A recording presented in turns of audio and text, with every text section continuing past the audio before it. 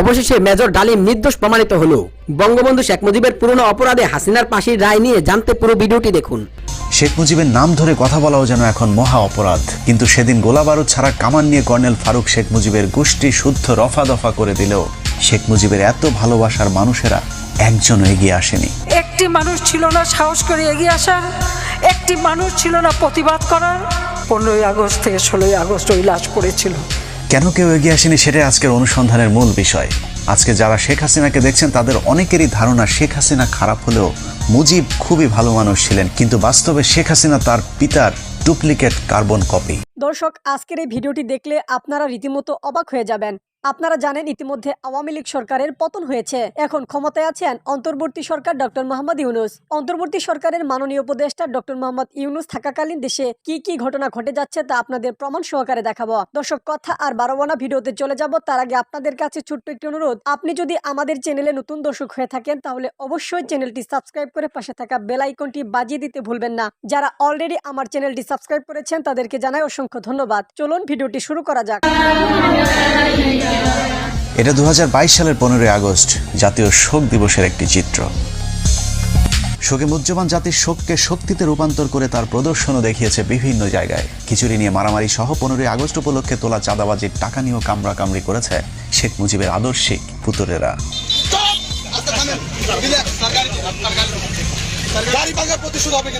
গরু আর কি দেয় অনেকেই দেখছে। এই যে আমার এই দেখেন জামা ছেড়ছে এবং এখানে একটা বাড়ি করছে, যা মনে করেন দেখানোর মতো না। মানে এরকম ঘটনা সারা বিশ্বে বাংলাদেশের আওয়ামী লীগ দল ক্ষমতায় থাকছে। ক্রিকেট ম্যাচ হয়েছে না কালকে বরগুনায়, ছাত্রলীগ আসছে, এদেরকে আমরা গোনাই করি না। এরকম বিচ্ছিন্ন কিছু ঘটনা বাদ দিলে সারা দেশে আনন্দ ঘন পরিবেশে প্রায় 4,500 গরু জবাই করে উদযাপিত হয়েছে শোকের নামে জাতীয় সুখ দিবস। সারাদিন আনন্দ উল্লাস শেষে আওয়ামী নেতারা রাতে মদ বা মাদক সেবনের মাধ্যমে শেখ মুজিবের আত্মার শান্তি কামনাও করেছেন বিভিন্ন জায়গায়। সেই সাথে শেখ মুজিবকে জাহান্নামের সর্বোচ্চ জায়গায় রাখার জন্য মহান রাব্বুল আলামিনের কাছে ফরিয়াদ জানিয়েছেন শেখ মুজিবের উম্মতেরা। বঙ্গবন্ধুকে আপনারা যেন জাহান্নামের ভালো জায়গায় স্থান করে দেয়, আল্লাহ যেন তাদের মোনাজাত কবুল করেন। আশেকানদের এরূপ ভালোবাসায় পীর সাহেবের বাস কোন দিক দিয়ে কয়টা ঢুকছে সেটা একটু অনুমান করতে থাকুন। আমরা ততক্ষণে একটু 1975 থেকে ঘুরে আসি।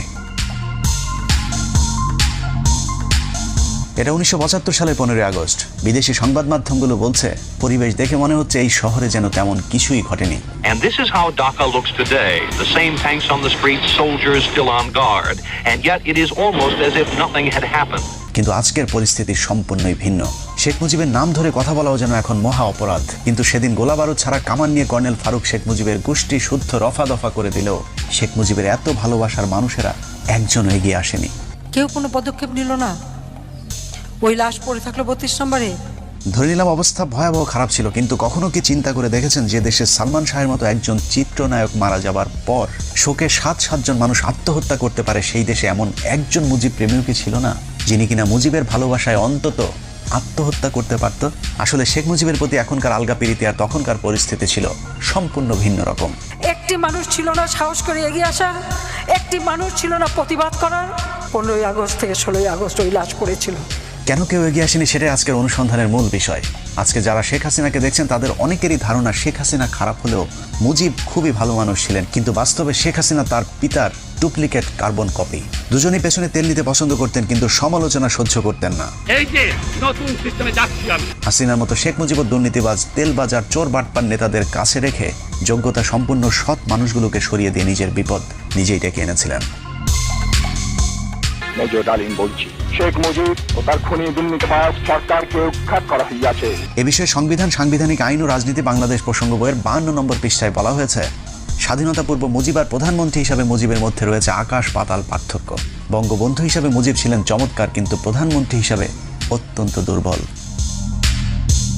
সেই সরকার অনেক ভুল করেছে এবং সেটা আমাদের অর্থনীতিকে ভীষণভাবে আঘাত করে। বইটির 161 নম্বর পৃষ্ঠায় বলা হয়েছে, মুজিব সারা জীবন গণতন্ত্রের জন্য সংগ্রাম করেছেন, কিন্তু ক্ষমতায় যাবার পর তিনি গণতন্ত্রকে প্রাতিষ্ঠানিক রূপ দিতে চাননি। এভাবেই স্বাধীনতা পূর্ব বঙ্গবন্ধু আর স্বাধীনতা পরবর্তী স্বৈরাচার মুজিবের মাঝে বিস্তর ফারাক দেখা যায়। The Awami League cadres were armed and the opposition political movement were harassed officers. Sheikh Mujib প্রসঙ্গে সেক্টর কমান্ডার মেজর জলিল তার অরক্ষিত স্বাধীনতায় পরাধীনতা বইয়ের ৩৫ নম্বর পৃষ্ঠায় লিখেছেন, মুক্তিযুদ্ধের জনক হিসেবে পরিচিত মুজিব মুক্তিযুদ্ধের চেতনায় পুরোপুরি বিশ্বাসী ছিলেন না বলেই মুক্তিযুদ্ধের পর তার মধ্যে পরিলক্ষিত হয় মারাত্মক দ্বন্দ্ব আর অস্থিরতা, যে কারণে তিনি কখনো রাষ্ট্রপতি আবার কখনো প্রধানমন্ত্রী হয়েছেন। মুক্তিযুদ্ধ শেষ হবার পর দেশে ফিরে শেখ মুজিবের মাথায় কিভাবে ক্ষমতাকে কুক্ষিগত করা যায় সেই চিন্তায় ঘুরপাক খাচ্ছিল, যে কারণে মুজিবনগর সরকারের সিদ্ধান্ত অনুযায়ী শেখ মুজিব রাষ্ট্রপতি, তবে তার অনুপস্থিতিতে সৈয়দ নজরুল ইসলামকে সরিয়ে তার রাষ্ট্রপতি হবার কথা। কিন্তু শেখ মুজিব রাষ্ট্রপতি না হয়ে প্রধানমন্ত্রী হতে চাইলেন, কারণ প্রধানমন্ত্রীর ক্ষমতা রাষ্ট্রপতির চাইতেও বেশি। 10 জানুয়ারি ভারত থেকে ফিরে ঢাকা বিমানবন্দর থেকে ট্রাকে করে রেসকোর্স ময়দানে যাওয়ার পথেই মুজিবুর রহমান তাজউদ্দিনের কানে কানে বললেন, তাজউদ্দিন, আমি কিন্তু প্রধানমন্ত্রী হব। যে তথ্যটি তাজউদ্দিন আহমেদের মেয়ে শারমিন আহমেদ তার লেখা তাজউদ্দিন আহমেদ নেতা ও পিতা বইতে উল্লেখ করেছেন। যেই কথা সেই কাজ। মুজিবনগর সরকারের অস্থায়ী সংবিধান বাতিল করে 11 তারিখে নতুন সংবিধান আদেশ জারির পর 12 তারিখে তাজউদ্দিনকে সরিয়ে প্রধানমন্ত্রীর চেয়ারে বসেন শেখ মুজিব। তার ঠিক 10 দিন পর 22শে জানুয়ারি রাষ্ট্রপতির পদ থেকে সৈয়দ নজরুল ইসলামকে সরিয়ে মুজিবের পছন্দের মানুষ বিচারপতি আবু সাইদ চৌধুরী ও পরে মোহাম্মদ উল্লাহকে রাষ্ট্রপতির পদে বসান। তবে দুজন রাষ্ট্রপতির সাথে মুজিব চাকরের মতো আচরণ করতেন। সংবিধান, সাংবিধানিক আইন ও রাজনীতি বাংলাদেশ প্রসঙ্গ বইয়ের 47 নম্বর পৃষ্ঠায় বলা হয়েছে, 72 থেকে 75 শেখ মুজিব প্রধানমন্ত্রী থাকাকালীন দুজন রাষ্ট্রপতির একজনকেও তিনি পাত্তা দিতেন না। মুজিবের অগণতান্ত্রিক ও অসাংবিধানিক কাজের বিরুদ্ধে কথা বলার সাহস ছিল না তাদের। একই পৃষ্ঠায় বলা হয়েছে, মুজিব আর ক্যাবিনেট সদস্যদের সম্পর্ক ছিল প্রভু আর ভিত্তের মতো। ক্ষমতা পেয়ে বদলে যাওয়া মুজিবের এক না এক তন্ত্রের বিরুদ্ধে যে যখন প্রতিবাদ করেছে তাকেই তিনি তখন শায়েস্তা করেছেন। স্বাধীনতার দলিলপত্রের প্রথম খণ্ডে শেখ মুজিবের মাস্তানির এক ভয়ঙ্কর বর্ণনা তুলে ধরা হয়েছে, যেখানে বলা হয়েছে 1972 সালের 11 এপ্রিল কে ওবায়দুর রহমান সংসদে বলেন, এই পরিষদ যদি সার্বভৌম না হয় তাহলে মন্ত্রিসভার ক্ষমতার উৎস কোথায়? মাননীয় স্পিকার, আমার দাবি অবিলম্বে এই গণপরিষদকে স্বাধীন বাংলাদেশের পার্লামেন্ট হিসেবে ঘোষণা করা হোক। কথা বলার সময় তাকে বারবার থামিয়ে দিচ্ছিলেন মুজিবের তেলবাজ স্পিকার আব্দুল মালেক উকিল।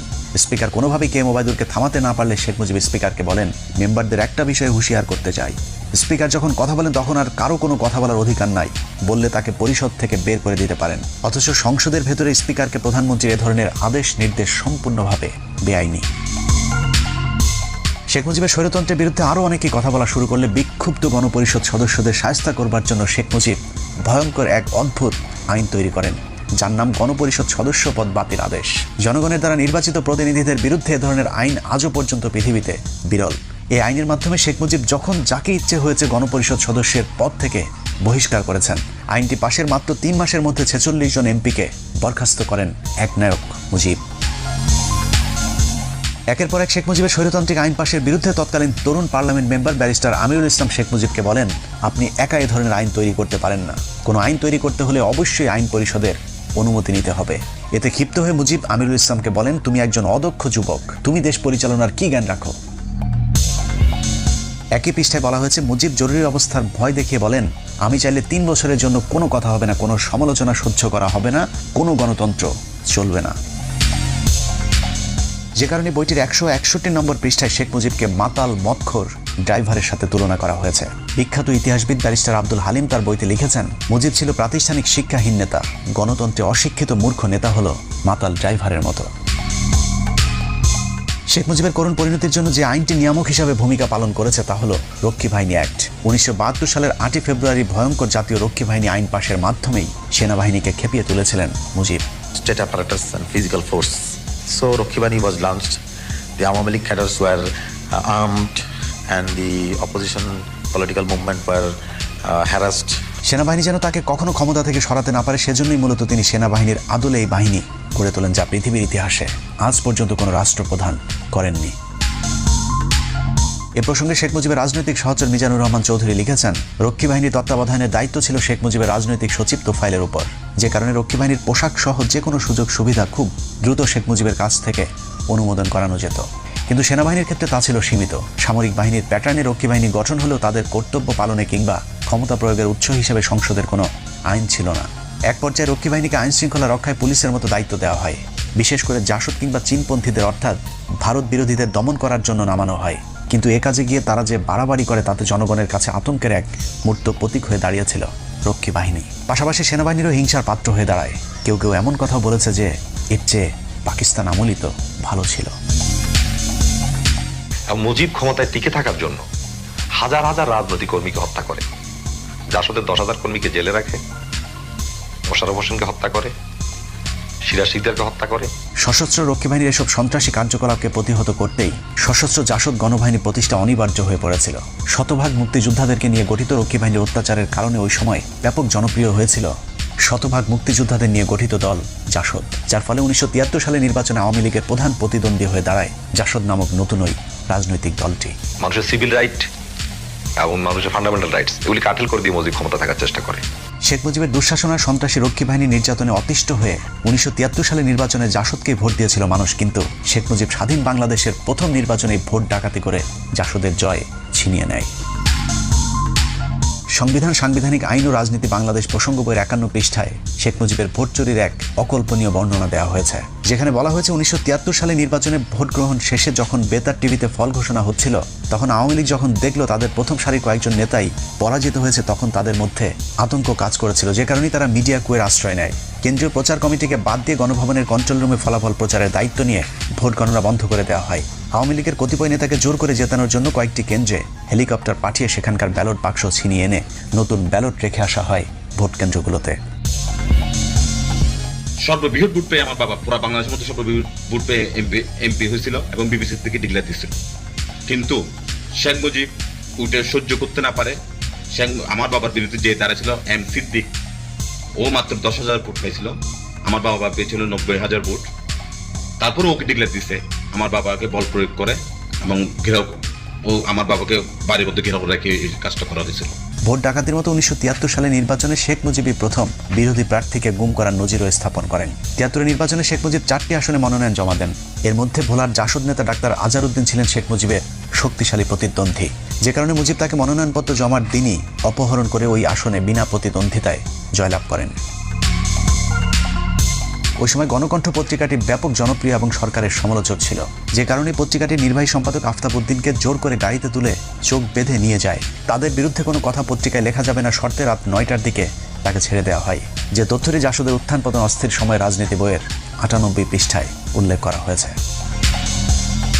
জাতীয় নির্বাচনের মতো সব নির্বাচনেই ভোট চুরিতে জড়িত ছিল মুজিব ও তার পরিবার। ডাকসু নির্বাচনের জাতীয় সমাজতান্ত্রিক দলের সমর্থিত পরিষদের কাছে মুজিব সমর্থিত পরিষদ পরাজিত হতে পারে এমন খবরে শেখ মুজিবের বখাটে পুত্র শেখ কামাল ডাকসুর ব্যালট বাক্স ছিনতাই করেন। প্রতিপক্ষরা মিছিল নিয়ে বের হলে শেখ কামাল সেখানে অস্ত্র হাতে দাঁড়িয়েছিলেন, যে তথ্যটি বইয়ের 106 নম্বর পাতায় বলা হয়েছে। শেখ কামাল যে রাতে ব্যাংক ডাকাতি করতে গিয়ে গুলিবিদ্ধ হয়েছিল, সেদিনও শেখ মুজিব বলেছিলেন শেখ কামালকে তিনি হাসপাতালে দেখতে যাবেন না, কিন্তু ওই সময়ের পুলিশের আইজিপি তার এক ডায়েরিতে উল্লেখ করেছেন 2 দিন পর শেখ মুজিব তাকে ঠিকই হাসপাতালে দেখতে গিয়েছিলেন। যদিও শেখ হাসিনা ইদানিং ব্যাংক ডাকাতির ঘটনাটিকে ষড়যন্ত্র বলে দাবি করে থাকেন।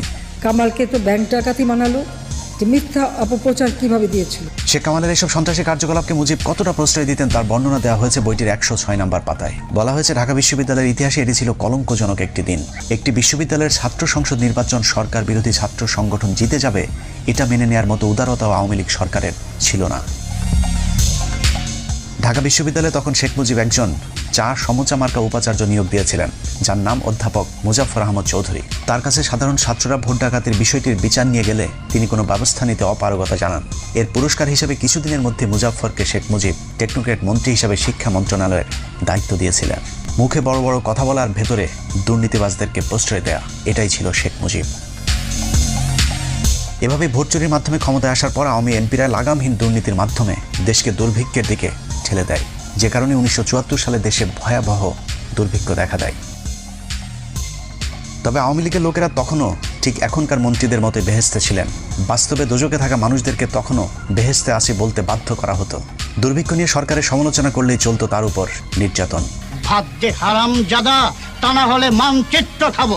আলোচিত কবি রফিক আজাদ শেখ মুজিবকে উদ্দেশ্য করে ভাত দে হারামজাদা কবিতাটি পাঠ করলে তাকে জেলে পাঠিয়ে দেন শেখ মুজিব।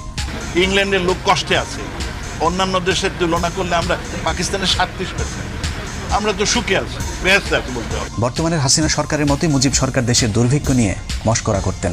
বিদেশি একজন সাংবাদিক মুজিবকে প্রশ্ন করেছিলেন মানুষ খাবার পাচ্ছেন না, জবাবে মুজিব বলেন এই সবই গুজব, আমরা ফ্রিতে মানুষকে খাবার দিচ্ছি বলেই মাত্র 27,000 মানুষ মারা গিয়েছে, তা না হলে কয়েক মিলিয়ন মানুষ মারা যেতে পারত। It seems that many people, perhaps tens of thousands of people, are simply not getting food in this country. It's not correct. then people, 27,000 people could not even die. 27,000 মানুষ মারা যাওয়াকে শেখ মুজিব কিছুই মনে করেননি, যে কারণে 1974 সালের দুর্ভিক্ষের পর সারা দেশের মানুষ মুজিব সরকারের বিরুদ্ধে ক্ষোভে ফুঁসে উঠেছিল।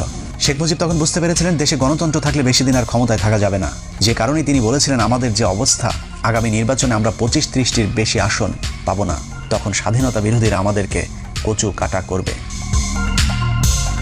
এই উপলব্ধি থেকে শেখ মুজিব জোর করে ক্ষমতায় থাকতে বাকশাল গঠনের পরিকল্পনা হাতে নেন। আজীবন ক্ষমতায় থাকার এরকম অগণতান্ত্রিক পরিকল্পনার সাথে আওয়ামী লীগ নেতারাও এক হতে পারেননি, কিন্তু যারাই বাকশালের বিরোধিতা করেছিল তাদের অবস্থা কতটা দুর্বিষহ হয়েছিল তা ওই সময় বিভিন্ন রাজনীতিবিদদের বক্তব্যে উঠে এসেছে। Mujib Saab went for Bakshal, which means one leader, one party, one country. Mizanur Rahman Chowdhury তার রাজনীতির তিনকাল বইতে লিখেছেন 1975 সালের 21শে জানুয়ারি সংসদীয় দলের শেষ বৈঠকে শেখ মুজিব বাকশালের পক্ষে কে কে আছে তা জানতে চেয়ে সবাইকে হাত তুলতে বলেন। বেশিরভাগ ভয়ে হাত তুলল মিজানুর রহমান চৌধুরী হাত না তুলে বক্তব্য দেওয়ার জন্য উঠে দাঁড়ালে শেখ মুজিব তাকে উচ্চ স্বরে ধমক দিয়ে বলেন, তুই বস, তুই বস। মিজানুর রহমান বসে পড়ার পর তাকে হাত তুলতে বললেও তিনি মুজিবের কথা শুনেননি। এরপর সংসদ থেকে বেরিয়ে বাসায় গিয়ে জানতে পারেন শেখ মুজিব স্বরাষ্ট্রমন্ত্রী মনসুর আহমেদকে নির্দেশ দিয়েছেন মিজানুর রহমানকে কিছুদিন জেলে আটকে রেখে তার মাথা ঠান্ডা করবার জন্য। বাকশালের মাধ্যমে শেখ মুজিবের শেষ পরিণতি ঘটবে এটা সবার আগে বুঝেছিলেন তাজউদ্দিন আহমেদ। তিনি মুজিবকে বলেছিলেন, মুজিব ভাই, এজন্যই কি আমরা 24 বছর সংগ্রাম করেছিলাম। দেশ যেভাবে চলছে আপনি থাকবেন না, আমরাও থাকবো না। এদেশ চলে যাবে রাজাকার আল বদরদের হাতে। ব্যারিস্টার মইনুল পরিকল্পনা করেছিলেন অন্তত 25 জন এমপিকে যদি গোপনে বাকশালের বিরুদ্ধে দাঁড় করানো যায় তাহলে চতুর্থ সংশোধনী পাশ করতে পারবে না। এই পরিকল্পনা শেখ মুজিব জেনে যাবার পর সংসদে ঘোষণা দেন বাকশালের বিরুদ্ধে কোনো এমপি বিরোধিতা করলে তাদেরকে জবাই করে টুকরো টুকরো করে কুকুর দিয়ে খাওয়ানো হবে। এভাবে ক্ষমতার লোভে সংসদ, সংবিধান, আইন, বিচার, শাসন সবকিছুকেই কুক্ষিগত করে দেশকে এক নরকে পরিণত করেছিল শেখ মুজিব। অনেকে একটি যৌক্তিক প্রশ্ন করে থাকেন, শেখ মুজিব যদি ভালো না হবে তাহলে পাকিস্তানিরা তাকে এতদিন জেলে কেন রেখেছিলেন? লম্বা সময় জেল খাটলে যদি কেউ জাতির পিতা হয়ে যায় তাহলে পিচ্চি হান্নান কাইল্লা মজিদ কিংবা সুইডেন আসলামকেও আওয়ামী লীগের বাপ ডাকা উচিত। কোনো সন্দেহ নেই শেখ মুজিব একজন সাহসী নেতা ছিলেন, যে কারণে বিরোধী দলে থাকাকালীন পাকিস্তানি সরকারের বিরোধিতা করে বারবার তিনি জেলে গিয়েছেন। তার জন্য মানুষের কাছে ভালোবাসার বঙ্গবন্ধু উপাধিও পেয়েছিলেন। কিন্তু সাহস আর সততা এক জিনিস না। পৃথিবীর যত চোর, বাটপার, বদমাই, সন্ত্রাসী আছে তারা সকলেই অবশ্যই সাহসী। শেখ মুজিব সাহস দেখিয়েছিলেন কিন্তু ক্ষমতায় যাবার পর তার সততা দেখাতে পারেননি, যদিও মুখে তিনি সবসময় সততার বুলি আওড়াতেন। তুমি যখন শাসন করবা, সোহাগ করতে শেখো, তাহলে দুঃখের দিনে পাশে দাঁড়িয়েও। প্রতিটা রাজনীতিবিদ এরকম মধুর মধুর কথা বলেন। অপ্রিয় হলেও সত্য, এদেশে রাজনীতি মানেই নেতাদের লাভজনক ব্যবসা। প্রতিটা রাজনীতিবিদ বিরোধী দলে থাকাকালীন জনগণের অধিকারের কথা বলে, আবার ক্ষমতায় গেলে চুরি করে, ঠিক যেমনটা বিএনপির অনেক নেতা করে দলকে ডুবিয়েছে। এখনো বিএনপির অনেকেই অপেক্ষায় আছেন দল ক্ষমতায় এলে আবারও আল্লাহর নাম নিয়ে চুরি শুরু হবে, কিন্তু এখন তারাই আবার আওয়ামী লীগের চুরির বিরুদ্ধে কথা বলে। এটার নামে রাজনীতি, সাহিত্যের ভাষায় যাকে বলা হয় সুযোগ না পেয়ে ভদ্র। দর্শক, সম্পূর্ণ ভিডিওটি দেখলেন, আশা করি বিষয়টি বুঝতে পেরেছেন। এ নিয়ে আপনার গুরুত্বপূর্ণ মন্তব্যটি অবশ্যই কমেন্ট বক্সে জানিয়ে দিবেন। ধন্যবাদ।